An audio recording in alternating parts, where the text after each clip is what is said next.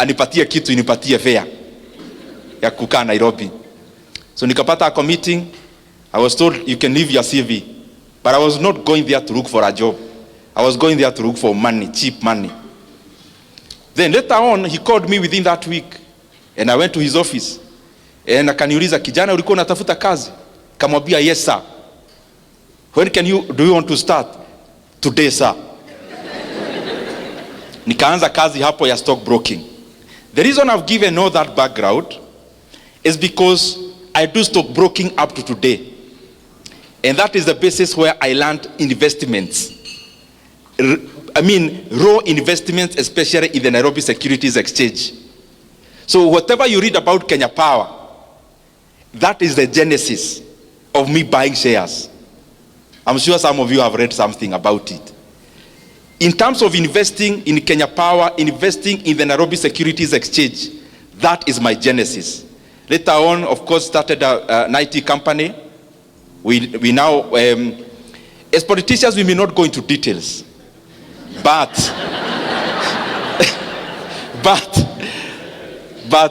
I do business in IT, in financial services, majorly IT and financial services. Hiyo I think was ibaki hapo. So business, you are a businessman. What's the distinction between a businessman and an entrepreneur? A businessman seeks to expand the business they are doing. My brother here is in oil industry. As a businessman, you are looking at how many gas stations or fuel stations we will have. An entrepreneur becomes more innovative and branches further from just deepening the business they are doing in terms of extracting more from it into being creative and innovative to venture into other sectors. So you could actually pass and say a businessman seeks to expand whatever they know. An entrepreneur now goes further, even beyond what they know. Na mimi nikiangalia hapa naona nyinyi ni watu werevu. So sitafafanua vitu sana. Nikipitia hivyo najua mnashika maneno. An investor is what I'll talk about later because it's an area that I really enjoy. But the difference between this business person and an entrepreneur and this investor, what's the difference? In most cases, an investor will do, or the money for the investor will fetch them money passively. Is where you don't wake up in the morning to go check how your shop is doing. That's somebody else's business.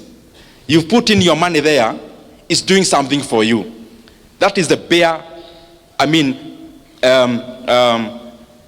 using superlatives, that is the top line definition. I want to talk about just a few basics because I've started many businesses also. Just some basics we may note here, and especially those who said they are huge business people. I saw your ads. You said you are doing very well in business, but for now, it is in the mind. Just for now, it is in the mind. One of the basic, I have seen it is important.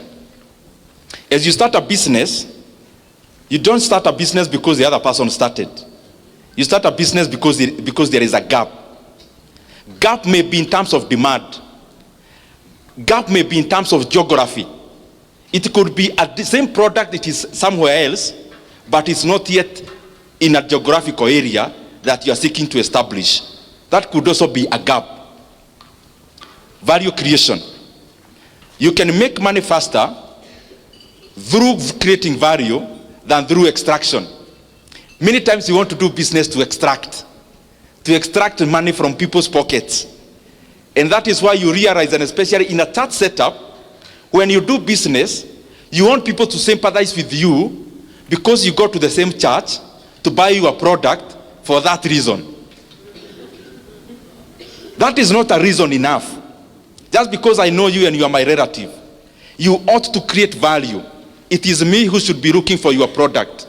You shouldn't over-convince me simply by appealing to the soft side of how we know each other. That means there are some victims here. The other thing, bookkeeping. These things, they sound very banal. They sound easy. Bookkeeping. There is a story I keep giving all the time, and I'll give it. There is a time, me and my siblings, tukaenda nyumbani. Of course, we have a cow, like all of you in Mashinani. Or we had. So my mother anatembea Nairobi, siwezi lala hapa, nani atakamua ng'ombe? All the time, anaumwa na mgongo. Nini? Ng'ombe. So siku moja tukaenda, kamwambia madheka hapa chini. Kuja na kalamu. Hebu tuone hii ukulima yako inakufikisha wapi? Unapeleka kwa dairy how many liters? These liters. Okay. Ukiendea, unapeleka dairy, then unaendea chakula ya ng'ombe kwa dairy. Hata hiyo arrangement iko hapa Nyeri. So you are given the net after wametoa chakula. Hiyo net unalipa mfanyikazi mwenye alikusaidia siku 2-3. Na unalipa pahali umekoboa you have leased some land for Napier grass. After we did the math, we realized, I'm using that as a businessman. This is a businessman, a farmer, you can say now, in agro processing or something like that, to sound sophisticated. Now, after kufanya hesabu, we realized the M-Pesa we sent home to the mother, to my mother, we don't send her money. We said what? We said the cow. Only that we use her phone. Because after doing that math, it taught me one thing that we all do, especially owners of small businesses. We never track our progress. So we never know whether we are timing or we are making progress. And the best way to do that is to use data. Data could be in terms of number of customers served, in terms of bottom line. Me, I like looking at bottom line. After all is said and done, it is not if you are a person doing oil, your business is not to fuel other people's cars. Your business is to make money. In economics class, we say, it is not out of the benevolence of the baker that we enjoy our daily bread. It is out of their selfish interest to make money that we get Ken Blessed coming to our local shopping center every day. And in the economic interaction, selfishness is what buys the economy. You buy a matatu there seeking to make money, and me, I open a hardware seeking to make money. That interaction of the market is what creates the economy. So as you start your small business early enough, track progress so that you actually know whether you are overstaying in a redundant area for too long. Market. Many times we are limited by what we know in the mind hapa. But do you know now with internet, there is a lot you can do. You look at market, whatever product you come up with, and please, especially those whose businesses are in the mind, polish your ideas slightly further. Don't just do a business. Kuna business tu yani unafanya unaona. You need to think deeper. Especially those who have not yet risked or staked their money. Use more time to think than start. So that you first of all think about the market. The market may not be limited to where you already know and can see with your eyes. Study. I'm not saying you hire professionals to do that. Do basic, even with the internet. Those who are already doing business and you have some capital, focus on there is something I keep thinking about, and I also do. Look for businesses whose barrier of entry is high, almost blocked. The highest margins are in businesses that have got high barrier of entry. Barrier of entry may be in terms of knowledge. Barrier of entry may be in terms of capital. For example, if you had 2 billion shillings in Kenya now today, and you are talking about building a real estate in terms of flats. Me, I wouldn't, because everyone can do that. For example, if you look at banking in Kenya, yes, the core capital was increased. It has been 1 billion shillings. But do you know there are so many Kenyans with that kind of money? That is already a niche where the barrier of entry is too high. So even if there are like 40 banks, they operate like oligopolies. And that is why you realize in Kenya, unless it is totally run down, few banks make losses. I'm just making that as a CASA. Look for a business with a higher barrier of entry so that you can enjoy longer margins or bigger margins. This is the other thing I want us to really interrogate.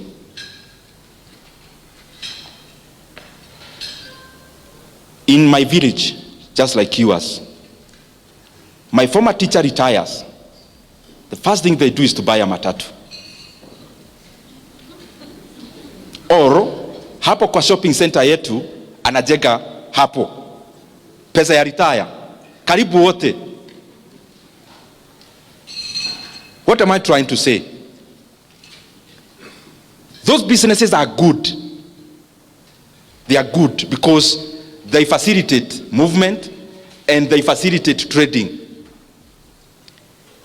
But probably even my brother and sister in the same industry, there is much more they can do around there. What am I trying to say? Kenya is also a broad country. Yani kama huna we measure your success by how many plots you have. Maybe we'll talk about that later. Nikienda kumaliza. By the way, I'm almost finishing. Now, allow me now these minutes, because I can see here, next time, this one here, this is the lead sponsor. We would want in the next few years to come, the owner of this lead sponsor will be from this hall.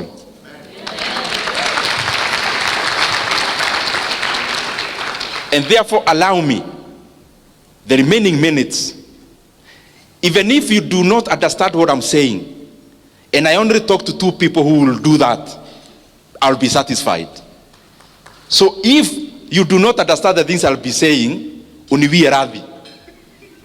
Because I would rather talk to 1 table who may actualize, become this, than talk to all of you and start small dots of businesses.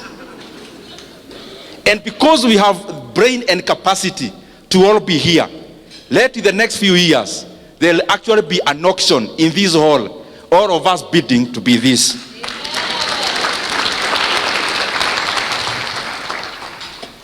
I'm talking about how we must fashion ourselves in this hall to move from being net worth of 500,000, net worth of a millionaire.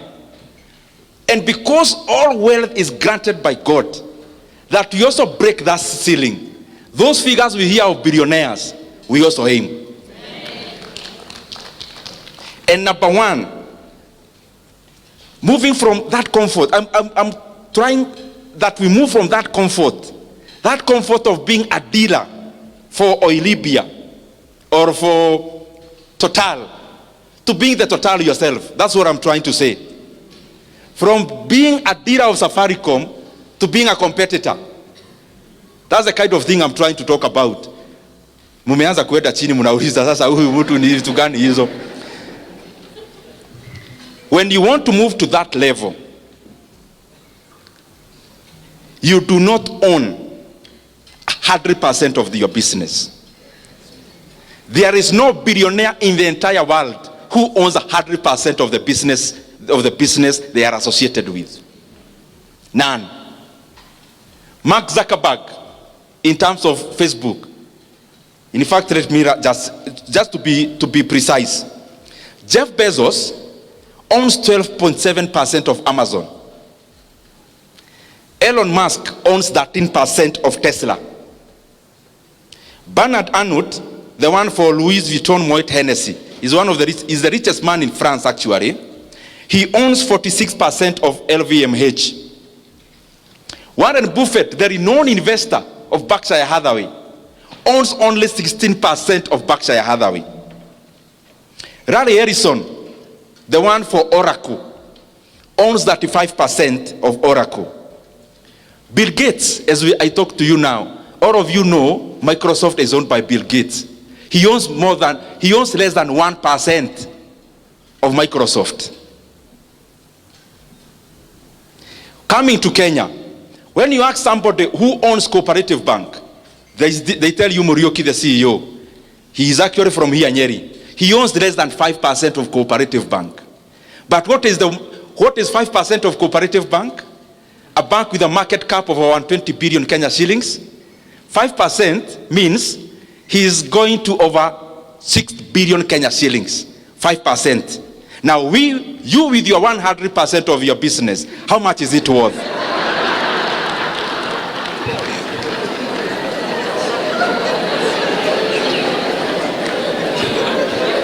There is a friend of mine who is also my mentor. Can you tell me by a show of hand who owns Equity Bank? By a raise of hand, tafadhali. I'll pay something for that. Naona wakikuyu ni wengi hapa mkono. Who owns Equity Bank?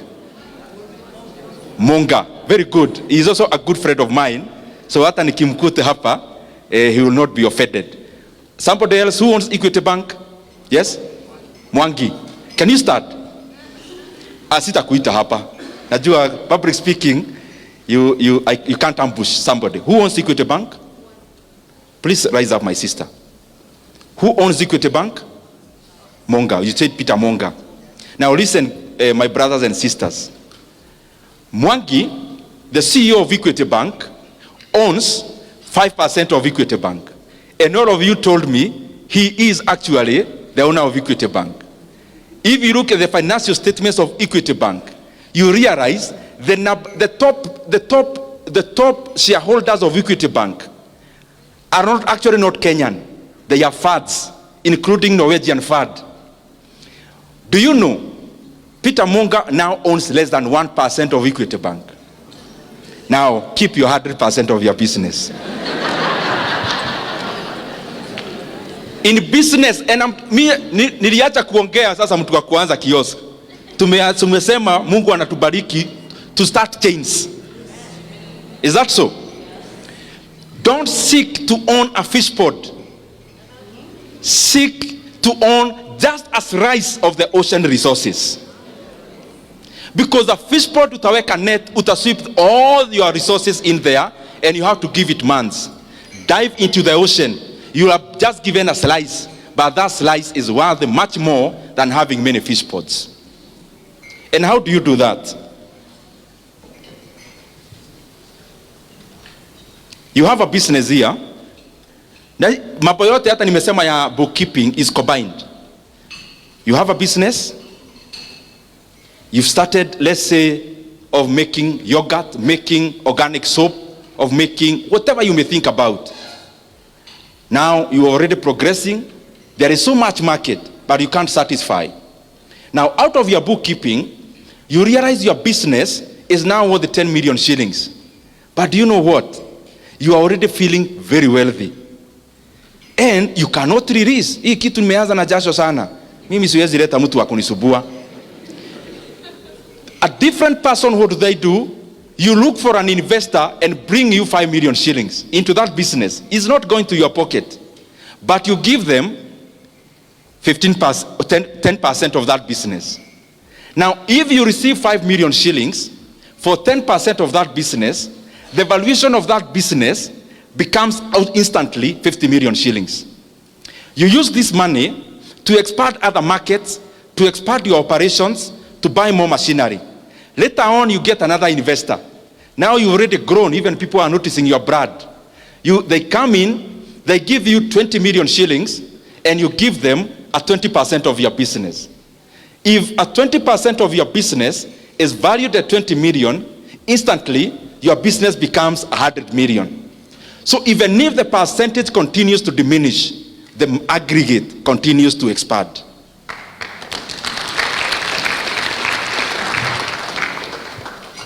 Now, Umepata kazi juzi, bank.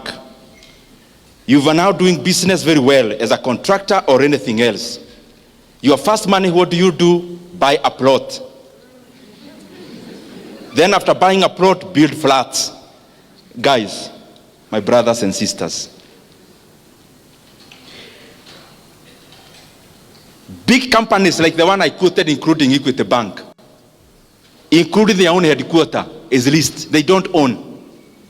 So you want to tell me, in your mind you have more CFAs, you have more actuaries, you have more financial advisors than Equity Bank?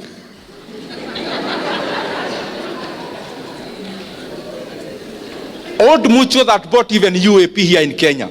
Old Mutual, you know it, is bigger in South Africa. Old Mutual, I saw in the Business Daily this week, they have put up for sale all their real estate assets in the entire East Africa. Wanasema, please come and buy. Hatutaki. Do you know, including that landmark tall building in Nairobi? Ile Christmas wanawekaga vitu hivi, mataa mingi tunaona huko. Hata hiyo wanauza. You can go buy. Maybe it's around 5 billion. Now, this is a company that is already divesting from real estate. And I am saying that with all due respect with my brothers who are in that business. I'm now talking to the buyer, not the seller. Other than the house that you live in, and other than the farm that you need, what is this plot you have in Kitegera, and the other one in Kamuru, and the other one in Kigajo, and the other one in Narumoro? Ni ya nini, ni ya kufanya nini?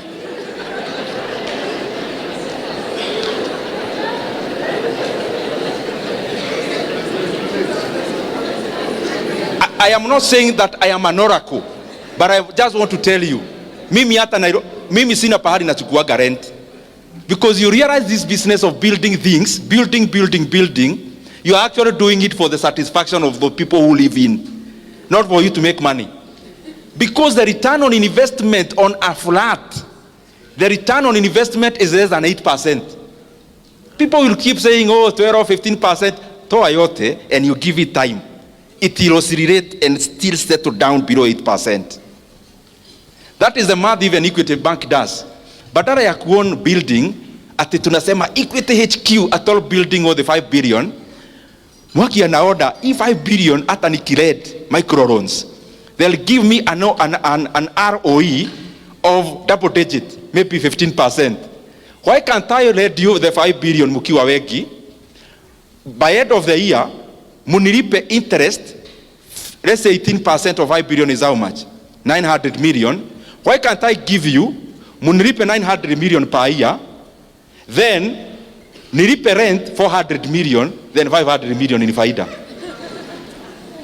Let me ask you, when you build a house anywhere, including anywhere in Nyeri, your utility as an investor of that house is only the money you get, because you have no utility of living there. So your math must be very direct. Musianza hizo vitu kuwa sensational, you know, owning a flat, nini. Let's be practical. You have 8 flats, manyumba mrefu hivi. Do you live there? So why did you build? To make money, is it? Is that the most optimal manner of putting your money? That should be your only consideration. Now, usileta emotions. Because if you live there, you can justify and say a utility of a house where you live cannot be justified by how much you are getting. You don't live there. You've not been there for 6 months. Your caretaker lives there more times than you. Then, watu hawapumui, kuna furaha tunacheka ingine, and munaonaga all my friends who build, they are always on phone. We mwaga mchanga, we kakoto nini, there is always a story hapo. Mahiga masione mwai yake, dimethi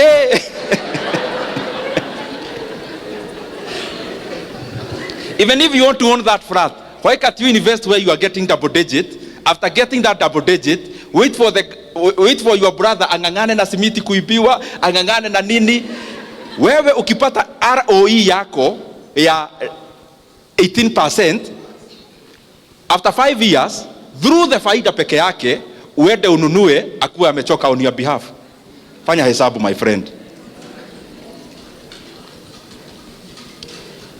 The other thing is that You do not need to use your money all the time. I do a lot of mentorship for university students in my office. And when they come, everyone, when they want to start a business, it is ni kama kamanyu kanapeanwa pahali. Sasa nikimaliza kuongeleza hivi na venye nimejikakamua leo, hata siongei siasa ati ni juu ya biashara.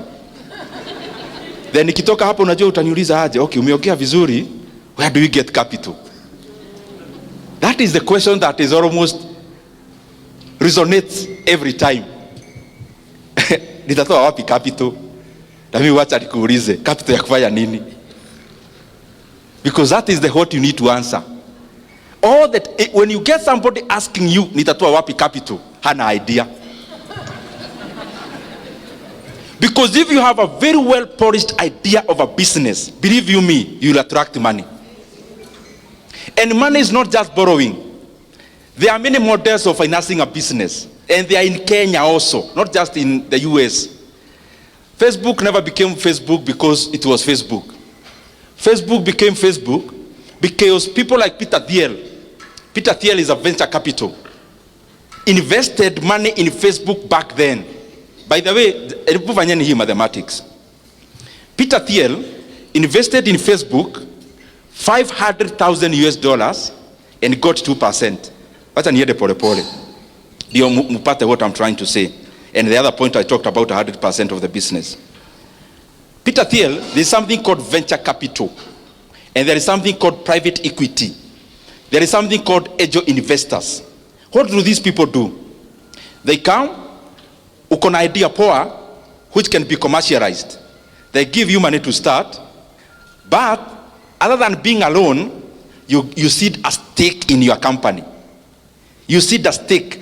Stake means a shareholding. So you seed. Once you seed, so biashara ikianguka, you don't owe that guy anything. But if the business does well, they are part of that business.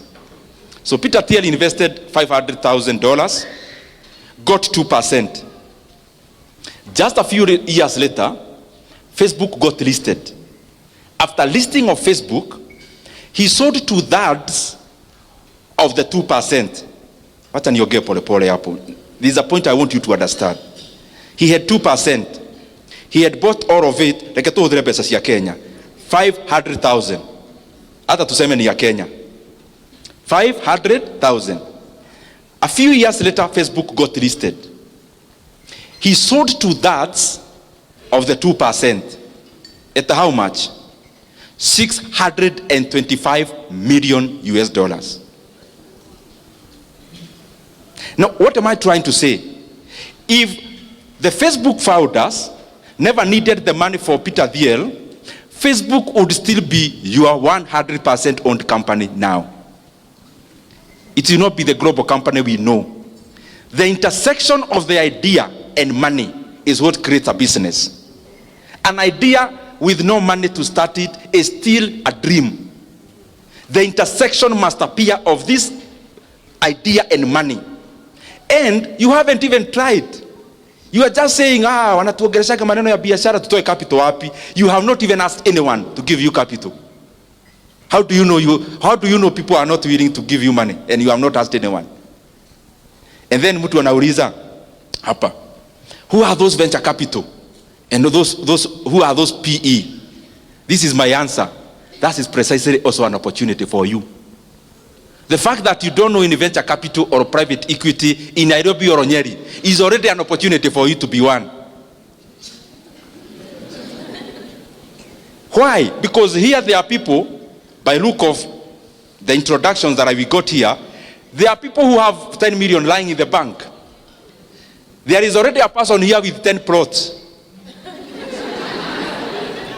That plot, what is it for? That money can work for you faster elsewhere. Start a venture capital. If you don't know one, you don't ask me. Nitawatoa wapi? Is that already an opportunity for you? But they are there. I mean, you can use the internet. Now, this is something else I know about money and investments. And I think I had made some notes, sana spedi kurifa, but I didn't want to, I wanted to mention a few things precisely. In everything, No, let me paraphrase. Everything is buy low, sell high. Everything. Buy low, sell high.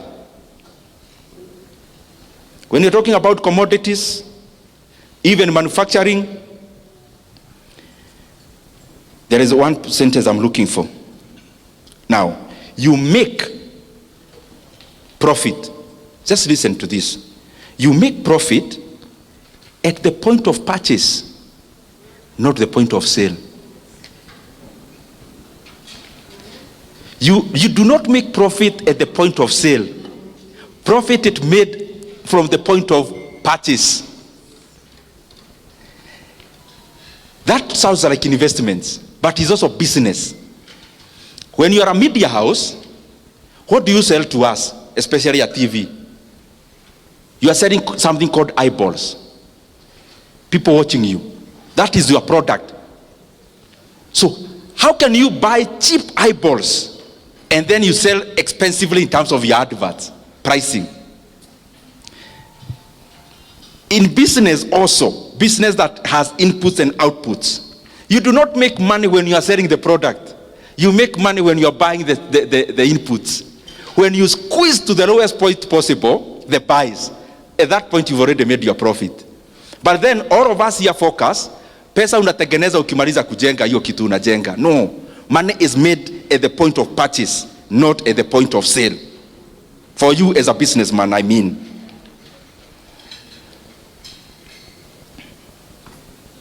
Then, I hope by now we already know, kuweka pesa kwa bank, hizo vitu zote, they are not for people in this hall. By now we already know that. Kiura, if I found you with 5 million shillings in your bank account, I'll tell your wife.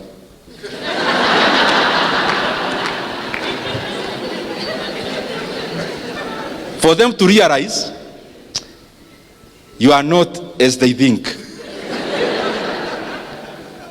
I think by now you already know. When you have money, you just want to see, many times even me, when you make your first, let me not mention things, money a lot, but when you make your first that one, unaitaka bank, unaitisha statement. Ndio uone hapo chini imeandikwa nini, na pia kashia unamwambia hebu nisomea vizuri hapo chini. So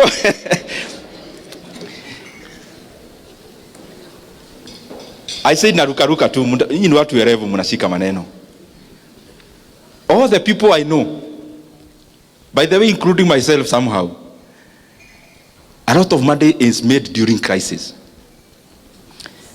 Warren Buffett, the one for Berkshire Hathaway, ni mzee, me I'm thinking as a businessman you already know Warren Buffett. If you don't, itagogo baadaye.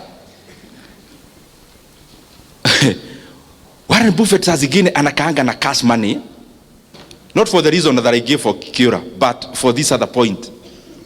Just waiting for the right time. Just waiting for the right time. So anakaanga na pesa. Like now if you Google Berkshire Hathaway holdings in cash, crazy amounts of money. Crazy. In hundreds of billions of dollars. What does he do? He has studied the markets. He has studied the economies very well. Like in the year 2002-08 financial crisis, his work was to deploy cash. Why are you deploying cash? There was a crisis, financial crisis in the entire world. So what was happening? Companies were collapsing. So Warren Buffett, he was happy. Companies were begging him to buy them at any price. So he bought up a company like Bank of America. They merged with another one which was called Merrill Lynch, became BOA Merrill Lynch, bought them for nothing. Another one. So, and he keeps saying, and this is a point you need also when you are investing, when everyone is very greedy, be fearful. And when everyone is very fearful, be greedy. Because we operate in herd mentality as human beings. For example, now, I'll mention something about the NSC, Nairobi Securities Exchange. There was a time I was buying some shares there. Guys were ordering, even my friends, I could tell them, buy. Nunua hii share. Wanashindwa hii mtu. By then, stock market was dampened. not just in Kenya, globally. By that time, even last year, the entire globe was a rate market. People were chasing after the highest rates, fixed income. So, very few people were paying attention to equities. Equities are shares. I'm just trying to say, when others are fearful, be greedy. When you see everyone is buying a treasury board, fixed income assets, because they are giving very high rates, economies are cyclical all the time. You wait where you need to wait. Wait by buying what they are not buying. And then when the reverse also happens. What am I also trying to say there? You think honestly, because you are saying we are moving from M to B. M meaning? And B? Yeah. Vile sitaki kuongea such things. They may appear differently as a politician talking about that. Now, you want to tell me you want to move from M to B and you can't do basic analysis about your own money. Study markets, study economies. Do you know the time you invest in your day-to-day business? You know, running a business is very tedious. Tedious. You think about, I'm referring to my brother a lot because I was told what he does. Mafuta, ukienda short ya 3 bob ni hasara because that's all your profit. Every time you are repairing your mind to the extreme. You also need to invest some time learning, studying threads about the economies, how do economies operate for the last 20 years, so that you have a view of how is it likely to operate for the next few years.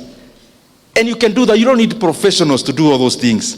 You study Kenyan market, you study South African market, you study American market. You can always predict the next time you are having a financial crisis. Even if you are not very precise, you will not be very far away. And those are opportunities to make money. That's what I'm trying to say. It's not for exam, it's for making money. When you have, now I'm talking about business people and entrepreneurs. As you continue growing, of course you must learn to use professionals. Umeanza biashara, uwezi ajiri hata accountant. HR kuajiri, HR is your wife and you are the CEO. There is always a premium they bring, and especially structuring your business to be a corporate. Stop running a business. Start running a corporation. A corporation where, even if I needed to invest in your business, there is something I can fall back to as data. But you also need to be very obsessed with success. If those of you who like reading, I would challenge you, look for the autobiography of Elon Musk. The one written by Isaacson. I think he's called Isaacson. Those who can read. And you realize, my friends, those people, like now he's worth for over 400 billion US dollars. 400 billion US dollars. US dollars. US dollars, 400 over. US? When you read that book, then you start realizing, hakuna vitu ati utaokota tu kwa jia. You have to have an obsession to succeed. Not just at the feeling, some obsession so that unashikilia, and especially when you had already done your basic analysis and you know what you are doing is right, you have to have some obsession. And I've seen it across people. You read about the founders of Apple, Elon Musk, all those guys I'm mentioning, you realize you need to be obsessed to succeed. Decision making. There is something I want you to always have in mind. And especially I have seen it rife in investments. I've been in stockbroking since, for example, my first year in KU. So I've seen cycles of downs and ups. And I have seen in life, just as in business, just as in entrepreneurship, here you are all employers. Me, I'm not talking to you as employees anymore. Because you already decided those who are in jobs, you are resigning soon. I think we agreed that a long time ago. Otherwise, you're in the wrong forum.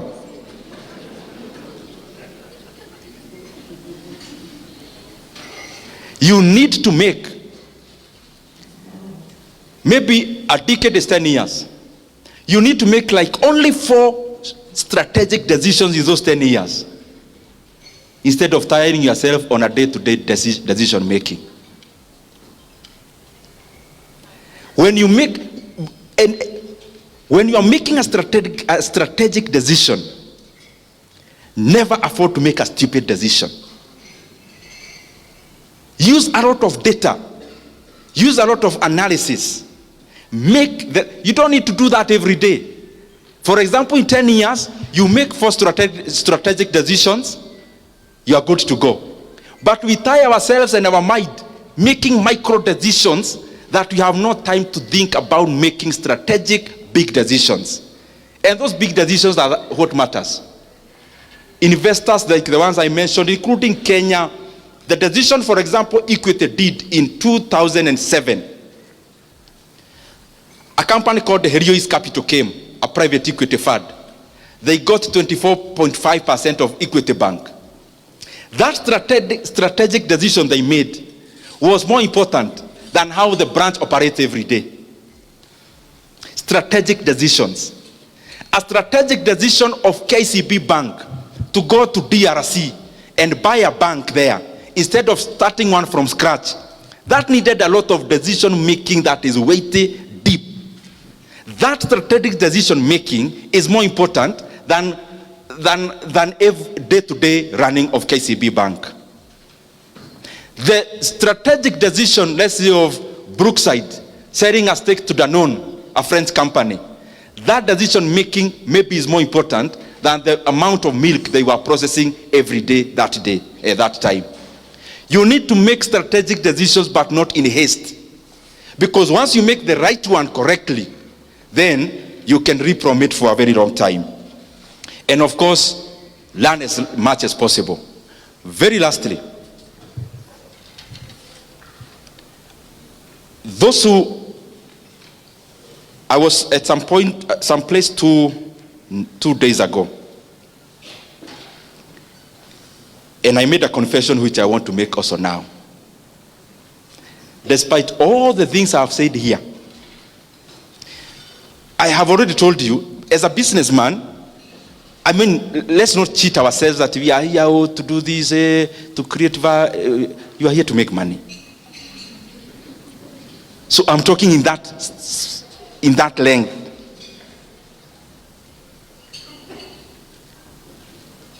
You know, when you're marketing a house, oh, I want to make good living abodes for other people. You're there to make money, my friend. Out of that, me personally, I have made much more money passively than I have made money actively.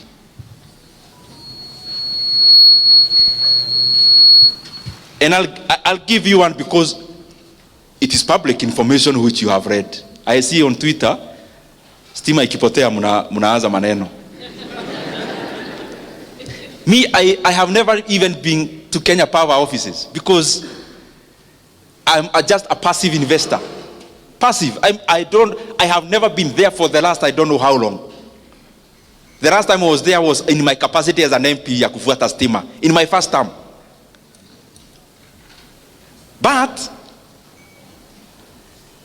this year, last year, the year of Kenya Power, you can Google at your own time, was trading. Last year, a time like today, was below 2 shillings. 2 shillings. 2. Meaning, if you bought shares then, if you bought 1 million shares then, you would have spent how much? 2 million shillings. Yesterday, which was Friday, Kenya Power share, after dropping slightly, I know it still go somewhere up, was 13.5 shillings. 13 point? So how much is that? Your 2 million is how much?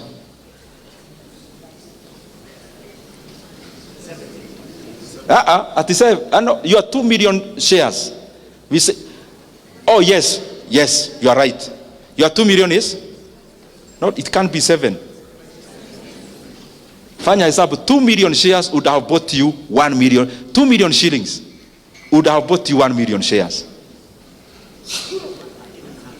13.5.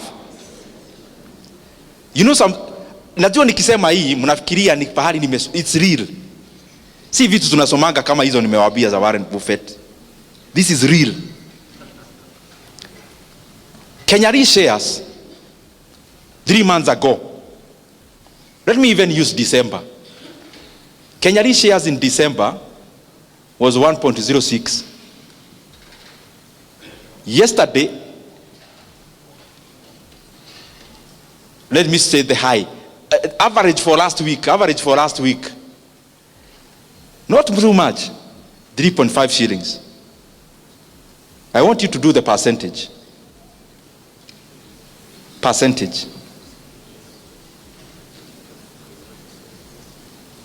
Kenyan shares a year ago, a time like this, it was cheaper to buy one Kenyan share than it was to buy Peremende. It was maybe 3 point something shillings. As of yesterday, 9.7.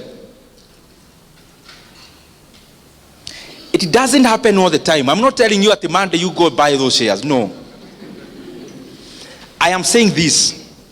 Some time back, I sat down, downloaded the financial accounts of Kenya Power, read, and I realized, ni mimi tunajua hii mambo ama ni nini? Because I saw a gold mine.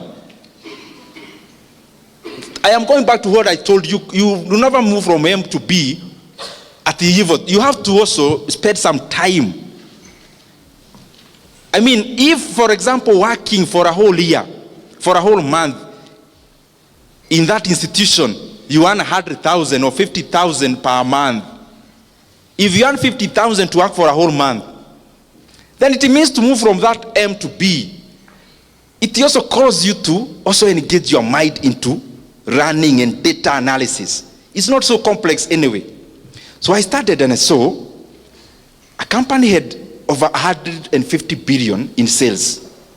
That is revenue. Assets were like 320 billion that time. The valuation of that company was just 3 billion in the market. Then I decided I am not consulting anyone. I am buying vile tunasemanga hapa kwetu takeri. Yeah. Yani hutaki kufikiria, mimi hapa nimeona iko kitu na sitaki kujua, mimi nanunua. Last year, I scrutinized Kenya Re books. I realized the company is valued, by that time, was valued by the market at only at 6 billion shillings. The entire company. Because when you're buying shares, me, I don't advocate for trading. I advocate for investing. Invest like you're investing in a company, not trading shares, no. So I see a company worth 6 billion, but they had declared profit that year of 5 billion net profit. Can you just imagine? Ile story tulikuwa tunasema ya Proti. Proti will take you 10 years to recover your money. That's what they say, 10 to 15. Now here there is a company which was worth 6 billion, but net profit for 1 year was 5 billion. Then I scrutinized further. I saw their cash and cash equivalent. These things are online. You can actually check. And that you don't need to be an accountant. I'm not one. I read and saw their cash and cash equivalent by then was 35 billion shillings. Do you know what that means? And then I read further, they have no loan. Hi. Then it meant to me, I can buy this company at 6 billion. If it becomes mine, The cash and cash equivalent alone, I get the 6 billion and pay the people who gave me. The whole money, the 30 billion remains free money. Anniversary Towers, which is owned by them, becomes my building. Maybe I'll have the top 3 floors as my office. Reinsurance Plaza becomes my building. And then I started, they are in 83 markets. I never needed anyone to tell me anything. I saw an opportunity there. So what am I trying to tell you? There are many opportunities you can make money passively. They don't happen all the time. That's why I talked about study how the markets move, how the economies move, so that you know when to jump. For example, in Kenya, we have had a bullish market, shares in Aeda Juu, but they don't go up like this. They go EV. So it's your work now. Go check the companies of your interest, study, you'll see a lot of opportunities. Let me use 2 brands you know. KCB Bank, for example. KCB Bank is valued by the market at around 170 billion shillings. The valuation of the entire KCB. Last year, they made a profit of 60 billion. So if you bought KCB at your bank, it will take you 2.5 years to recover all your money using only net profits. Equity Bank, for example, also. Equity Bank is valued by the market at around 211 billion shillings. But their first half year up to 30th June, was 31 billion shillings. So they will likely make 62 billion 1 year profit. So it will take you, if you bought the entire company, less than 4 years. Proti Narumoro, Proti Kamuru, Proti wapi, hiyo Proti alafu unapigiwa simu, emo doraita maiga haha. I mean, then you have a home in hapa Nyeri, another one in Nairobi. Now, because you have money, you also want a home in Mombasa to be sleeping there over Christmas. And then the entire year you have a caretaker maintaining that plot for you. Thank you very much. May God bless you. Nimemaliza.